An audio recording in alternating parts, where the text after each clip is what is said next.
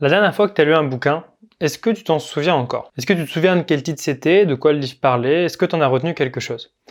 La plupart du temps, le problème, c'est que on retient pas ce qu'on lit, parce qu'on souvent on en a un peu rien à foutre, c'est-à-dire qu'on va juste lire le livre, on va en apprendre des choses, on va retirer des choses de ce livre-là, mais quelques jours, quelques semaines après, c'est fini, on a tout oublié et on n'arrive plus du tout à rien retenir. Déjà, petit disclaimer, ici je vais te parler surtout de livres de non-fiction, c'est-à-dire pas des livres comme des romans ou des nouvelles, ce genre de choses. Ça, c'est des livres que, c'est pas que c'est normal si tu les oublies, mais c'est pas fait pour que tu retiennes quelque chose dedans. Le but de ces livres-là, c'est plutôt de t'apporter une histoire, de t'apporter du réconfort. C'est le genre de livre-là que tu vas lire quand tu es dans ton lit, quand tu es tranquillement le soir. Mais là, je te parle pas de ce genre de livre, je te parle des livres de non-fiction. Donc des livres qui vont t'apprendre quelque chose, qui vont t'apprendre des compétences, qui vont t'apprendre à faire quelque chose. Ça peut être aussi des livres de cours, ça peut être des livres qui vont en fait contenir de l'information. Et ces livres qui vont contenir de l'information, le problème, c'est qu'on va les lire de la même manière qu'on lirait un livre qui nous apporte pas d'informations. Et là est le problème. Et c'est super chiant parce qu'on va pouvoir en lire beaucoup, on va pouvoir les lire à la suite, on va pouvoir apprendre des choses, retenir les informations, mais pendant combien de temps? Parce qu'en fait, au bout de quelques semaines, c'est fini. On a absolument tout oublié. Et c'est super relou, non? Tu trouves pas que quand tu as envie de lire un livre, que tu as envie de retenir une information, tu as envie de le savoir pendant toute ta vie?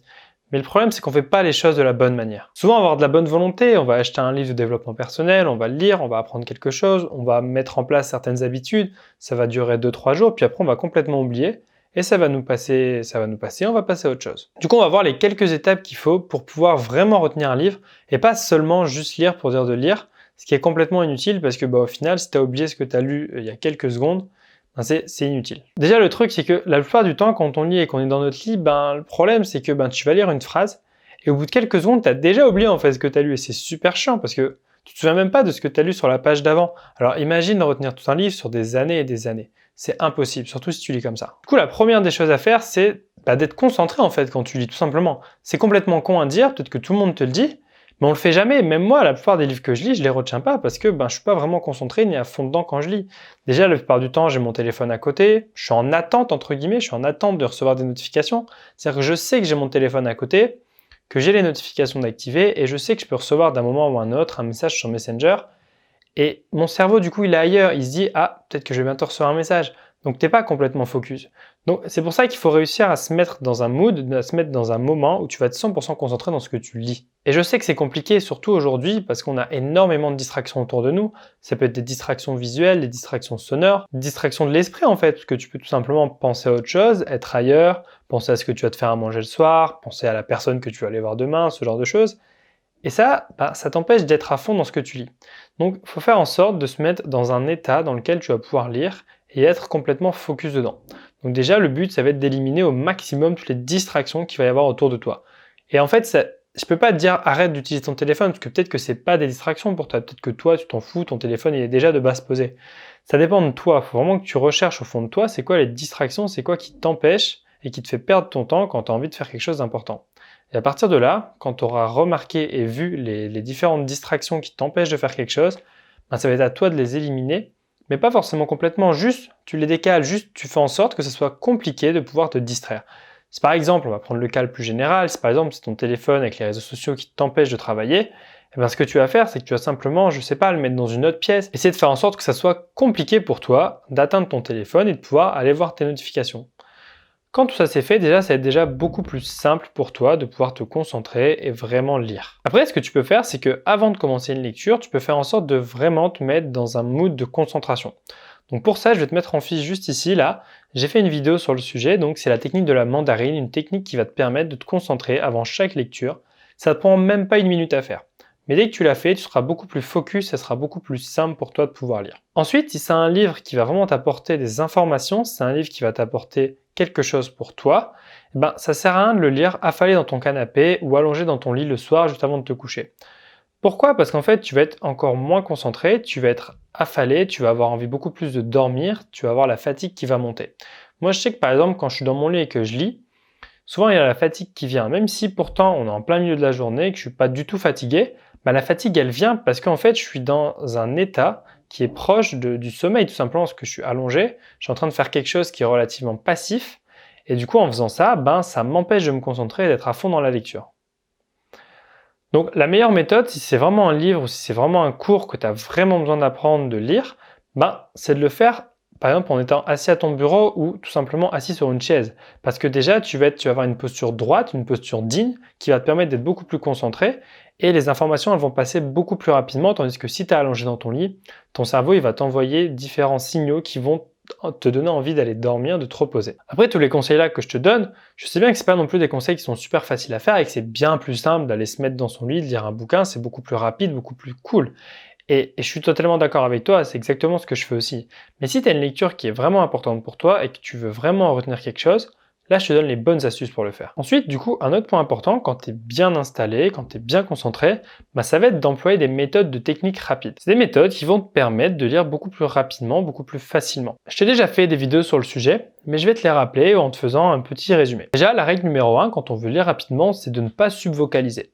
Le fait de subvocaliser, c'est en fait quand tu vas lire dans ta tête, dès que tu vas lire une phrase ou un mot, ce genre de choses.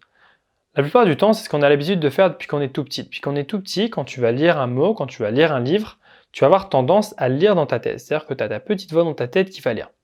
C'est très bien, mais le problème avec ça, c'est que ça t'empêche de lire vraiment rapidement. Pourquoi? Parce qu'en fait, si tu réfléchis bien, tu ne peux pas parler à une super vitesse. Tu ne peux pas parler hyper rapidement quand tu parles de manière normale. Tu ne peux pas parler à une vitesse hyper haute. Tandis que si tu ne parles pas dans ta tête, si tu regardes juste les mots passés, en fait, tu peux aller à une vitesse extrêmement folle.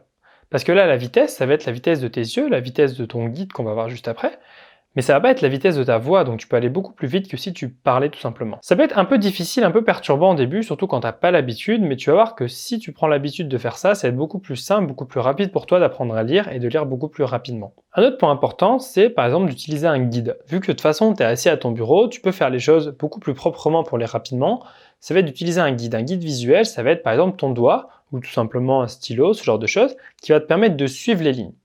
Pourquoi utiliser un guide? Parce que quand on est petit, on nous empêche de faire ça et c'est complètement con, ça n'a aucune raison de nous empêcher de faire ça parce que c'est bien plus utile, bien plus efficace de lire avec un guide. Le problème, c'est que quand on lit pas avec un guide, nos yeux ils vont faire le mouvement de manière saccadée. C'est-à-dire que, essaye, regarde-toi dans un miroir, quand tu vas aller de droite à gauche, tu vas voir que tu vas faire des mouvements saccadés, ça va faire taf, taf, taf, taf. Parce que si tu suis avec un doigt ou avec un guide, ça va être beaucoup plus fluide. Si tu suis maintenant ton doigt et tu regardes, tu vas voir que tes yeux, ils vont réellement suivre le mouvement de ton doigt et ça va être beaucoup plus rapide. Et là, la vitesse de ta lecture ne va pas dépendre de tes yeux, ça va tout simplement dépendre de la vitesse que tu vas mettre dans ton mouvement avec ton guide.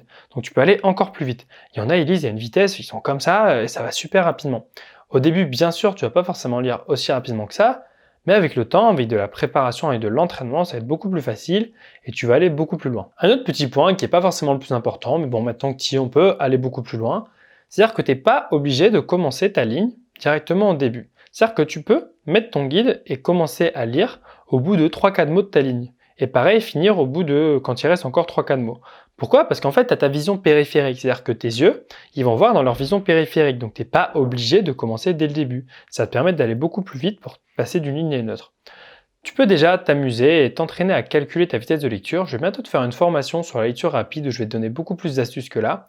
Donc tiens-toi informé et je te tiendrai bientôt au courant de quand ça va sortir. Et un dernier point, et c'est surtout le plus important, c'est que quand tu lis un livre d'information, t'es pas obligé de tout lire. Alors oui, ça peut paraître un conseil un peu con, mais c'est pas comme les romans, les nouvelles, ce genre de choses, où c'est pas des livres d'information, parce que là, tu es obligé de lire tout le livre, par exemple, quand tu lis un roman.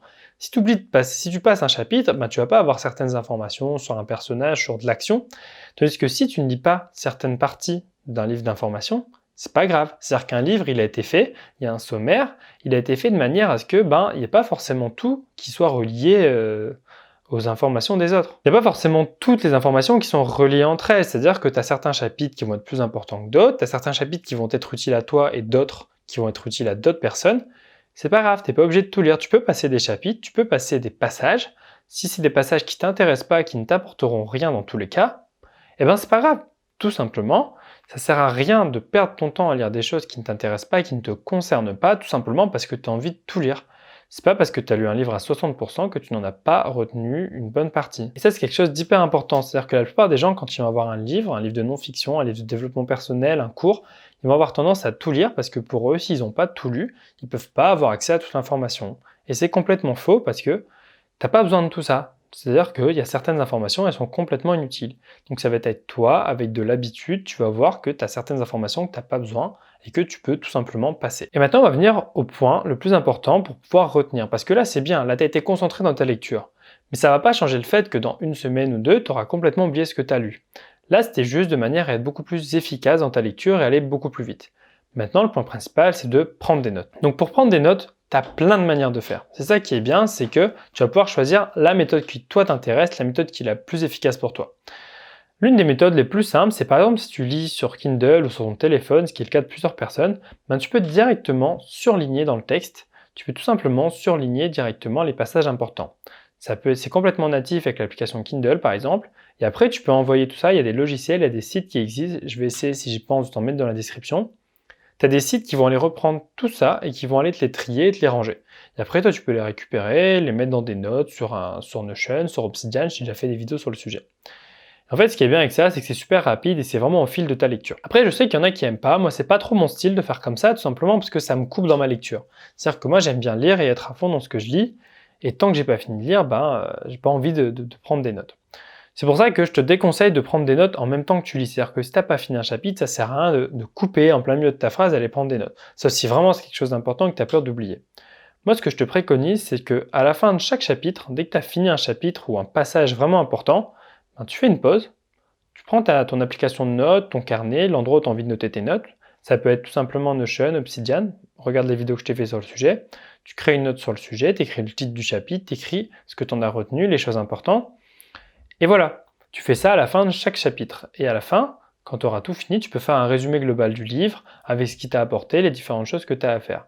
Et après, quand c'est mis dans ta base de données, quand c'est mis dans les choses qui vont être les plus importantes pour toi, tu pourras les retrouver. Donc même si tu as oublié dans 10-15 jours, tu peux toujours retrouver l'information et ça va te prendre 2 clics si tu as fait ça sur une application et de pouvoir récupérer toutes les données du livre que tu as lu. Donc essaie de mettre ça en place le plus rapidement possible. Je sais que c'est pas facile au début, moi je galère encore à le faire la plupart du temps et non plus t'as pas non plus toujours un truc pour prendre des notes à côté de toi. C'est pour ça que c'est bien, tu peux faire ça sur ton téléphone, il y a plein d'applications qui existent, même l'application de notes de base de ton téléphone et après tu feras ça plus tard si jamais tu veux pas exactement les laisser là. Tu peux toujours les transférer après quelque part d'autre. Du coup voilà, si tu suis bien tous ces conseils, ça va te permettre d'aller beaucoup plus loin dans tes lectures et de pas seulement lire pour dire de lire, parce qu'après, moi j'ai plein de livres dans ma bibliothèque et les 3 quarts je m'en souviens plus et ça va me faire plaisir de les relire certes, mais c'est un peu une perte de temps parce que tu vas repasser des heures et des heures à relire un livre que tu as déjà lu. Alors que si tu as tes notes, tu as juste à ressortir tes notes et tu as accès à toute l'information super rapidement. Si tu as envie de t'améliorer, si tu as envie d'aller plus loin, je te conseille de me suivre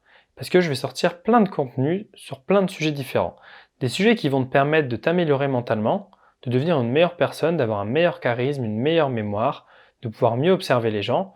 Et si tout ça, ça t'intéresse, regarde le premier lien en description, c'est pour rejoindre mon groupe privé. C'est totalement gratuit et en fait, tu vas juste recevoir un email par jour qui va t'apporter de la valeur, qui va t'apporter des conseils, des techniques, des choses qui vont te permettre de t'améliorer au quotidien. C'est totalement gratuit et ça va te permettre de recevoir pas mal d'informations.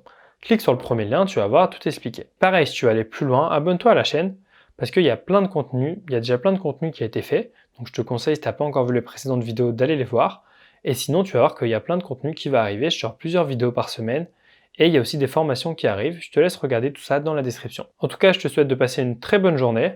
Et si tu as des questions, n'hésite pas à les poser en commentaire ou par email. J'y répondrai avec plaisir. Passe une bonne journée, à la prochaine. Salut!